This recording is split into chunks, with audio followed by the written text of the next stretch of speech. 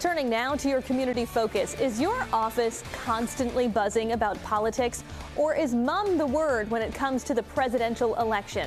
Here to talk about how to talk about that is Greg Almieda, the CEO of Global View Communications Workplace Inclusion Advisors. Greg, thanks for being here. Thanks for having me. So obviously we've got a big election on the horizon, under 5 weeks away, and it can be, of course, a really divisive topic. So what's your advice to employers and managers about how to talk about this leading up to Election Day? So the first thing I think that you need to do is acknowledge that it's a contentious time and that people are going to be bringing different feelings, different perspectives, just different concerns into the workplace. When people come to the office and they get out of their cars in the parking lot, they don't leave themselves in the parking lot.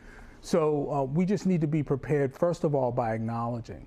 I think that the second thing that we need to do is really sort of focus on how we're going to communicate internally with folks about this, and what are the left and right hand margins that we want people to understand that's acceptable and unacceptable behavior as it relates to having these conversations.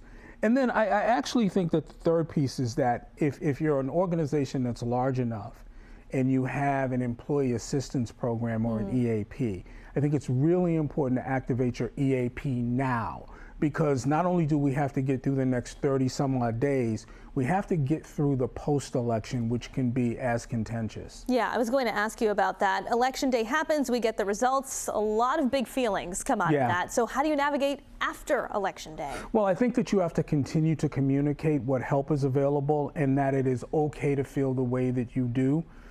We don't want people to hide their perspectives. And by the way, there's a lot going on in the world. It's not just the election. I heard in a previous segment before I came on, you talking about the natural disasters that have happened down in Florida and North Carolina. So people who may have relatives or friends or be connected to that area in some way may need some assistance as well. So I do think the ability to sort of talk about issues that affect people socially, emotionally, is really important too. And so it sounds like your advice for employees then is that you don't necessarily have to hide how you're feeling.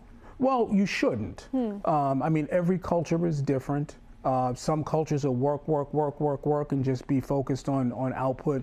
Other cultures are more embracing and more empathetic.